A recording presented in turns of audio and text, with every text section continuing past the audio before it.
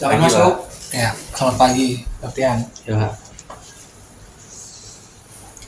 Kemarin kalau nggak salah anak kelas kamu juga, kamu kelas 10, 12 ya kamu ya? 12 IPA 2, Pak. 12 IPA 2, ada salah satu teman kamu tuh. Siapa Ya. namanya ya? Budi ya kalau nggak salah, dia juga masuk.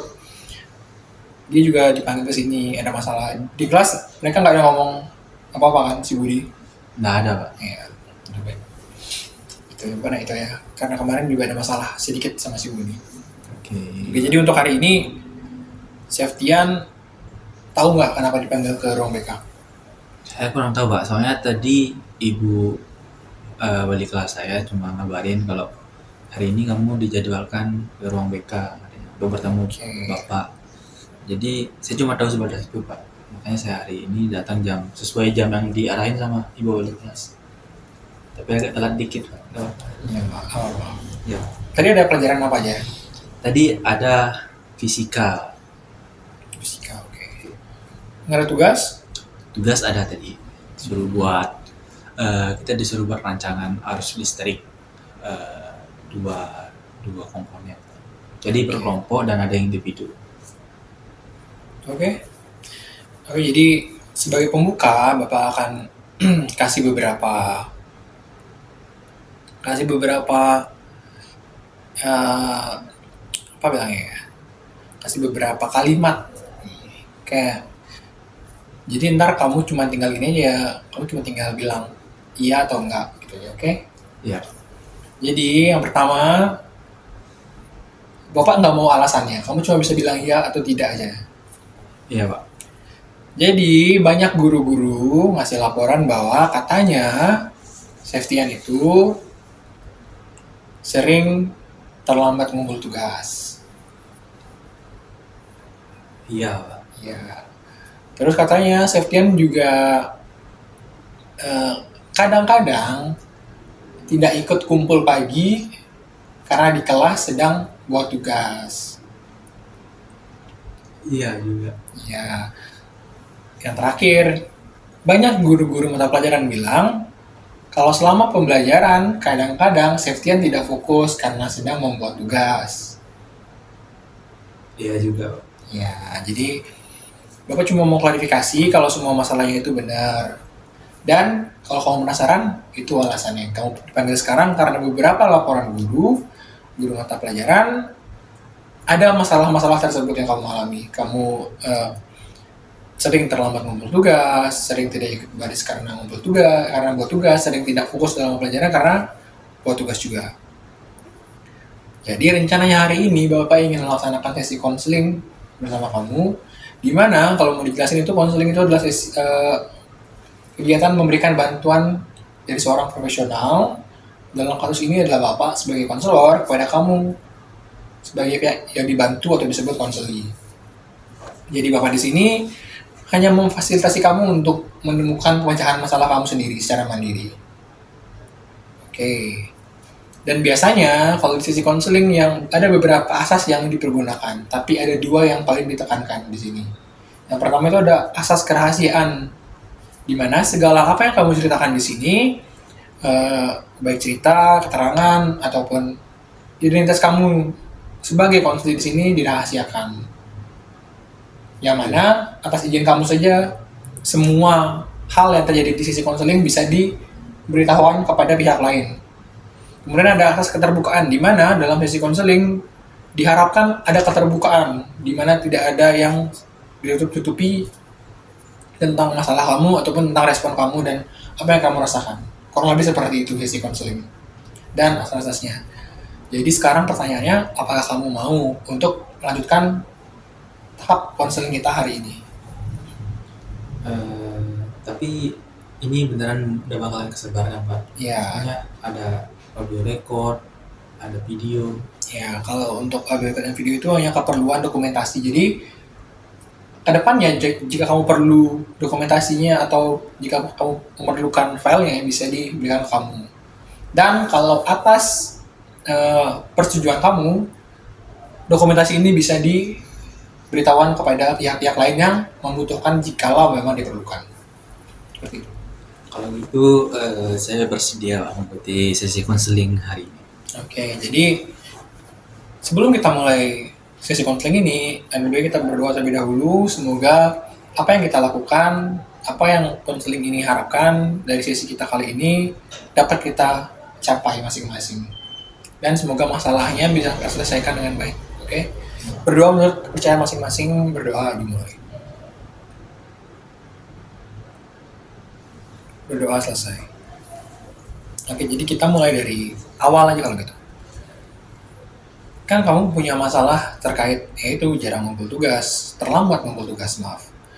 Terlambat ngumpul tugas, kamu sering yang menyebabkan kamu akhirnya kalau Bapak lihat kayak kamu sering buat tugas itu di waktu yang mepet banget. Jadinya ya itu jadi mengorbankan hal lain kayak tidak ikut kumpul ataupun akhirnya menghiraukan kegiatan pembelajaran hanya demi buat tugas. Jadi, pertanyaan pertama, apa sih yang kamu lakukan di rumah biasanya? Kesibukan kamu di rumah apa sih? Gitu. Kalau di rumah, saya biasanya main game. Terus selain itu saya juga kan ada kegiatan ekstrakurikuler kayak ikut basket, renang, kemudian yang baru ini saya ikut taekwondo, Pak. Ya, Saya pengen ngembangin bakat saya di taekwondo, bela diri. ya, bagus. Jadi sebenarnya untuk aktivitas dalam seminggu, kalau hitungannya dalam seminggu, saya cukup bisa dibilang setiap hari itu tidak selalu ada kegiatan, palingan di hari Rabu, Jumat, dan Minggu gitu kan. Kegiatan saya di eskul ataupun di kegiatan di rumah. Kegiatan di rumah palingan cuma main game aja. Nggak ada membantu orang tua gitu nggak ya? Karena orang tua saya bisa dibilang sudah berada di ekonomi yang cukup berkecukupan, jadi masalah pekerjaan saya jarang sekali membantu. Oke, jadi di rumah kebanyakan kegiatan kamu itu cuman main game atau enggak kegiatan-kegiatan ekstrakurikuler yang sedang dia tadi apa basket ada apa lagi Basket, renang, renang sama taekwondo ya paling Taekwondo. baru ya. Oke, itu sudah bagus sebenarnya. Sekarang pertanyaan berikutnya, kenapa sih apa yang membuat kamu sekarang ini belakangan ini khususnya di kelas 12 kalau kamu mau tahu nilai kamu cukup turun banyak, cukup menurun jauh dan itu apa kamu pikir itu ada hubungannya dengan budaya kamu, cara kamu membuat tugas? Saya kurang tahu Pak ya, tapi penilaian itu kan ada di guru Pak ya, mata pelajaran, guru wali kelas. Tapi jika kaitannya dengan menunda tugas ataupun ketika proses pembelajaran saya mengerjakan tugas tidak fokus pembelajaran, mungkin bisa dikatakan itu berpengaruh. Tentunya dari proses aktivitas pembelajaran saya di kelas, kemudian kualitas tugas yang saya kumpulkan, sikap saya ketika belajar di kelas yang cenderung hanya fokus mengerjakan tugas yang mendekati deadline tanpa fokus pembelajaran yang sedang berlangsung. Saya rasa itu berpengaruh Bapak dengan nilai saya saat ini. Tapi saya merasakan ketika di kelas 10 atau kelas 11 saya mengerjakan tugas dengan deadline yang mepet juga. Saya rasa aman-aman saja nilai saya. Nah, dari keyakinan itu saya sampai sekarang masih mengerjakan tugas mendekati deadline karena menurut saya tugasnya bisa dikerjakan dengan singkat dan saya percaya diri akan hal tersebut. Jadi ngapain saya kerja di awal, lebih baik saya kerjakan di mendekati waktu. Oke, tadi yang kamu bilang tadi, kamu punya kepercayaan diri bahwa ya tugasnya bisa diselesaikan dengan waktu yang singkat dan kamu percaya diri bahwa nilainya akan bagus, gitu kan? Ya. Oke, jadi kalau dari masalah kamu ini, Bapak akhirnya memilih kita akan untuk sesi kali ini konseling ini kita akan menggunakan suatu pendekatan di behavioral yang disebut CBT, jadi cognitive behavioral therapy, di mana pada pendekatan ini kita akan berfokus pada merubah keyakinan kamu dari yang irasional yang barusan kamu sebutkan itu, di mana kamu yakin bahwa bisa buat tugas dengan waktu yang mepet atau buat tugas tidak sesuai apa ya, maksudnya tidak dengan manajemen waktu yang baik, kebiasaan kamu itu irasional namanya. Kita akan coba bangun keyakinan baru yang lebih rasional atau yang rasional. Jadi di pendekatan CBT itu ada ada beberapa tahapan yang akan kita gunakan. Yang pertama ada Socrates questioning, yang kedua ada thought record, dan yang ketiga ada behavioral experience. Yang pertama kita akan masuk ke tahap Socrates questioning. Jadi, Bapak akan lontarkan beberapa pertanyaan pada kamu. Bapak harap kamu bisa menjawab sebaik-baiknya dan sejujur-jujurnya. Oke. Iya, Pak. Pertanyaan pertama. Jadi, apa pandangan kamu tentang cara kamu membuat tugas sekarang ini, di mana kamu percaya bahwa kamu bisa buat tugas dengan cepat dan kamu percaya diri dengan kemampuan kamu itu?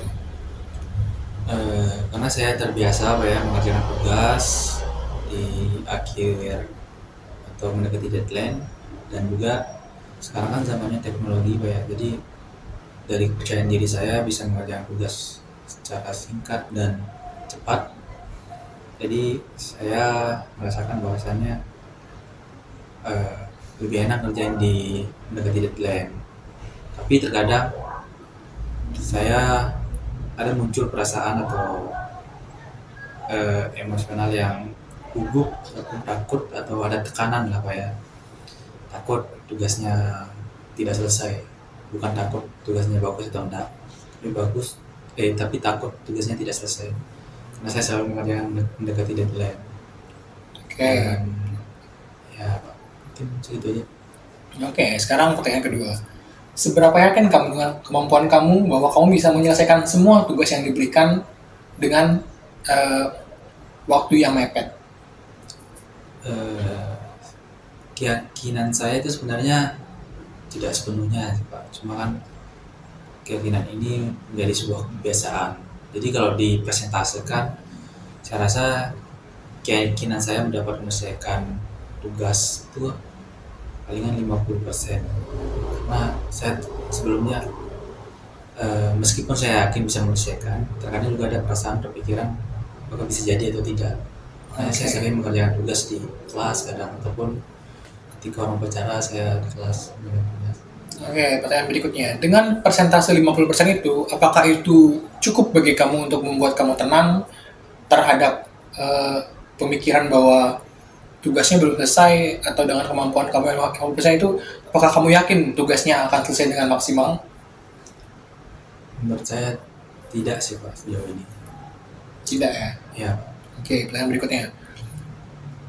Ada nggak sih metode atau keyakinan baru yang kamu punyai di dalam diri kamu terkait bagaimana metode membuat tugas yang lebih baik? sebenarnya kalau dari saya sendiri, pertama kan saya pernah kepikiran bagaimana rasanya ketika kita mengerjakan tugas di awal semua, ketika dikasih langsung kita kerjakan, dikasih tugas dikerjakan langsung, sehingga sisa waktu setelah kita mengerjakan tugas itu untuk sampai ke minggu kedepannya itu ada ketenangan mungkin yang kita dapatkan, dan itu masih pemikiran saya Pak, dan belum mencapai saya terapkan dalam kehidupan saya. Jadi saya masih dalam bentuk pemikiran, saya rasanya sepertinya bagus atau lebih nyaman ketika kita mengerjakan semuanya di awal, sehingga aktivitas lainnya dapat berjalan dengan lebih baik tanpa ada tekanan ataupun perasaan yang terganggu akan tugas yang belum kita kerjakan. Kemudian ketika pembelajaran juga mungkin lebih terfokus, jadi saya tidak lagi belajar sambil nugas untuk mengejar deadline tugas tersebut. Tentunya perasaan was-was, perasaan ragu, dan perasaan takut memang selalu muncul ketika saya mengerjakan tugas mendekati deadline. Cuma saya kepengen dan ada keyakinan yang baru yang ingin saya terapkan, yaitu saya pengen semua tugas dikerjakan di awal agar mendapatkan waktu yang lebih berkualitas, sehingga ketika mengikuti kegiatan lainnya seperti ekskul kita tidak kepikiran dengan tugas di kelas. Kemudian ketika pembelajaran kita sudah siap tugas yang kualitasnya yang baik, karena ketika kita mengerjakan di awal kita mendapatkan waktu yang lebih berharga, lebih banyak, lebih eh, dapat untuk melakukan cross check 2 kali terkait dengan kesalahan seperti itu, Pak. Oke, dari apa yang kamu bilang tadi, jika diringkas, jadi mungkin kita bisa sebut bahwa perspektif baru itu adalah kamu membuat tugas dengan lebih memperhatikan manajemen waktu, di mana hal itu akan banyak berdampak pada ketenangan kamu, habis itu kualitas, dan lain-lain. Betul, Pak. Kemudian ada pertanyaan berikutnya. Menurut kamu bagaimana sih rasanya ketika kamu bisa mengaplikasikan membuat tugas dengan manajemen waktu yang baik? Kira-kira apa perasaan yang akan muncul dan apa pengaruhnya bagi diri kamu? Seperti yang saya sampaikan tadi, Pak ya, mungkin ketika kita mengerjakan tugas di awal, maka akan ada rasa ketenangan, karena kan tugasnya sudah selesai. Jadi tanggung jawab kita sudah selesai, sehingga kita hanya perlu mengumpulkannya di minggu depan. Nah, di sisa waktu itu kita dapat memanfaatkan waktunya dengan sebaik mungkin dengan aktivitas lainnya, tanpa ada beban pikiran lain, tanpa ada tekanan emosional yang selalu menuntut, oh tugasnya belum, ini besok aja gitu. Kemudian rasa yang paling didapatkan mungkin ke depannya itu adalah ketenangan yang sangat baik, karena selama ini meskipun saya tidak mengerjakan tugas, tapi saya selalu pikiran, Pak, oh, tugasnya kapan saya kerjain, tugasnya bisa nggak selesai bulan itu. Tapi selalu keyakinan saya sebelumnya yaitu, oh, pasti bisa walaupun mepet gitu, Pak. Tapi saat ini dengan perspektif baru, keyakinan baru, saya meyakini bahwasanya lebih enak sepertinya kita mengerjakan di awal daripada kita mengerjakan di akhir, karena waktu yang diberikan lebih berkualitas dan aktivitas lain tidak terganggu gitu. Oke, jadi itu dia tahap pertama, yaitu ada Socrates questioning, di mana Bapak, ya udah nanti kalau lebih baik kita jelasin di akhir ya. Kita lanjut ke dulu ya, ke tahap yang kedua ya. Tahap kedua itu thoughts record. Berarti dari apa yang kita sudah laksanakan, dari beberapa pertanyaan dan juga umpan balik yang memberikan, bisa Bapak catat tadi bahwa di awal kamu merasa bahwa keyakinan lama kamu itu adalah rasa percaya diri, di mana kamu percaya bahwa tugas kamu bisa kamu selesaikan dalam jangka waktu yang singkat dengan hasil yang bagus. Sampai kemudian kamu mulai merasa bahwa ada ketidakyakinan bahwa bisa menyelesaikan tugas dengan sepenuhnya jika hanya menggunakan waktu yang sedikit. Kemudian mulai muncul keyakinan baru, di mana dengan membuat tugas, memperhatikan manajemen waktu yang baik, membuat tugas lebih dahulu, efek-efek yang timbul adalah berbagai efek yang positif, di mana kamu bisa kontrol kualitas tugasnya, kamu bisa dapat waktu lebih banyak yang berkualitas, mau itu untuk membuat tugas ataupun untuk melaksanakan hal-hal lain yang kamu bisa lakukan. Ada ekstra taekwondo, tadi renang, dan basket juga, bisa melakukan itu dengan lebih fokus, yang akhirnya kamu merasakan perasaan ketenangan. Itu yang kamu rasakan. Kemudian untuk sekarang kita akan lanjut ke tahap behavioral experience, di mana Bapak akan memberikan kamu sebuah tugas rumah, tidak terlalu berat, di mana kamu hanya harus membuat sebuah catatan mingguan terkait tugas apa saja yang kamu dapatkan di minggu itu, deadline-nya tanggal berapa, dan kamu ngumpulnya tanggal berapa. Apakah sudah tepat waktu atau tidak. Dan kamu berikan catatan kecil di bawahnya, apa yang kamu rasakan setelah membuat tugas itu. Itu untuk 1 minggu saja. Kemungkinan itu akan kita gunakan untuk evaluasi kita di pertemuan tahap konseling berikutnya. Jadi saya harus membuat ketika membuat tugas itu menuliskan tugas apa yang dibuat, Iya. kemudian kapan dan bagaimana perasaannya gitu kan. Ya, itu saya. Ada pertanyaan? Tidak ada Pak. Oke, jadi itu dia beberapa tahapan tadi yang sudah kita lakukan. Yang pertama ada Socrates questioning, di mana kita menguji keyakinan lama kamu dan kita menguji keyakinan baru kamu.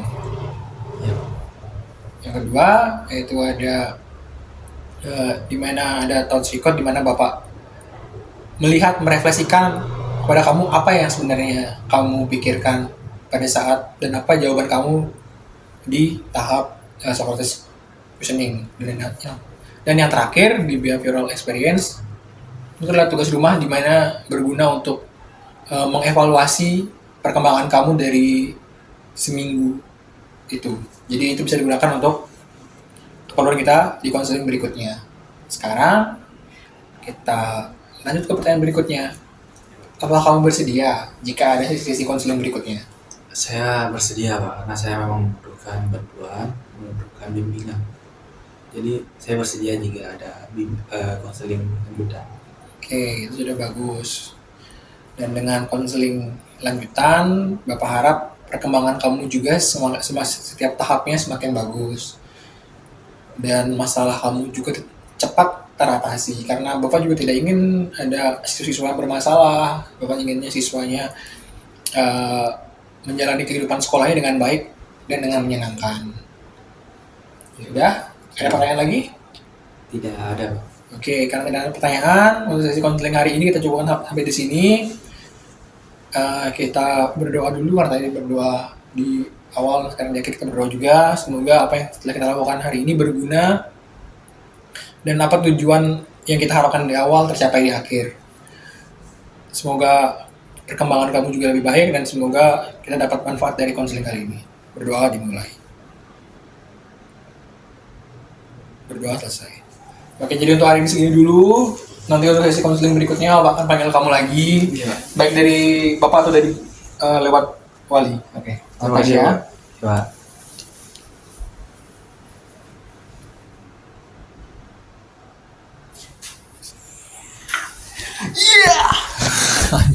Sakit kuku sih bro ini.